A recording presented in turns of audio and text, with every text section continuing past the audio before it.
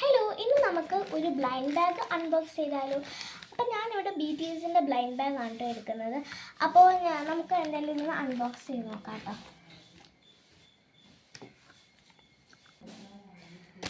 അപ്പോൾ ഞാനിത് കട്ട് ചെയ്തെടുത്തിട്ടുണ്ട്. നമുക്ക് ഇതിനകത്ത് എന്താണെന്ന് നോക്കാം.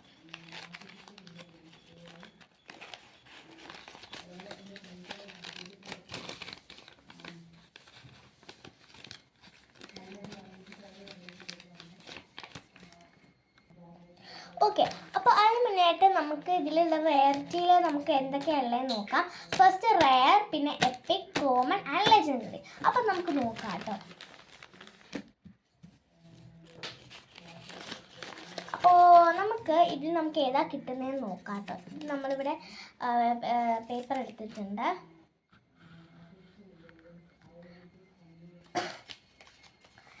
എനിക്കിവിടെ കിട്ടിയിട്ടുള്ളത് റെയറും അതുപോലെ തന്നെ എപ്പിക്കുമാണ്.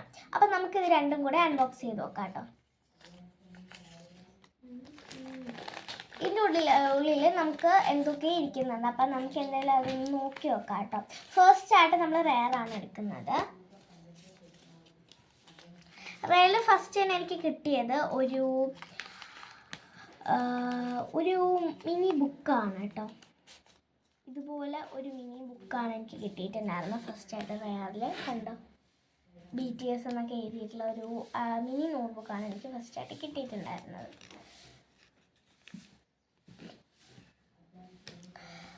തുറന്നാൽ തന്നെ ഇതുപോലെയൊക്കെ ഇരിക്കുന്ന ഒരു മിനി നോട്ട് ബുക്ക്. അതിനുശേഷം നമുക്ക് പിന്നെയുള്ള കിട്ടിയിട്ടുണ്ടായിരുന്നത് നോക്കാം.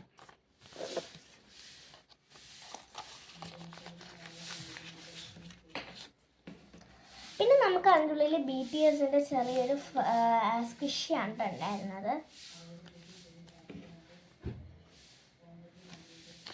ഇത്രയായിരുന്നു നമുക്ക് റെയറിൽ ഉണ്ടായിരുന്നത്.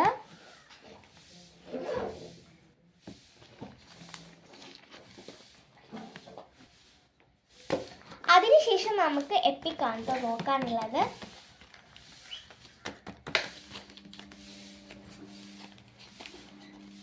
അപ്പോൾ ഇതിനുള്ളിൽ എന്തൊക്കെയുള്ളത് നോക്കാം. അപ്പോൾ നമുക്ക് ഇതിനൊന്ന് കട്ട് ചെയ്ത് നോക്കാം കേട്ടോ.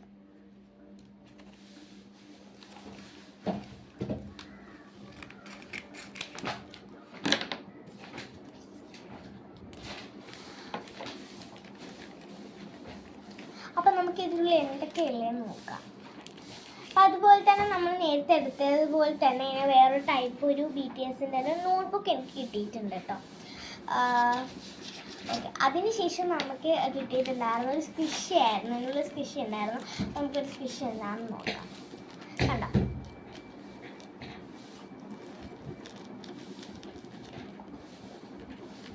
അപ്പോൾ ഈ ക്യാരക്ടർ എന്താണെന്ന് നിങ്ങൾക്ക് ഗസ് ചെയ്യാൻ പറ്റുമോ? നിങ്ങൾക്ക് BTS ഫാൻസൊക്കെ ഈ ക്യാരക്ടർ ആരാണെന്നുള്ളത് ഒന്ന് കമൻറ്റ് ഇട്ടേക്കണം കേട്ടോ. അപ്പോൾ ഇതായിരുന്നു നമ്മുടെ സ്ക്വിഷി.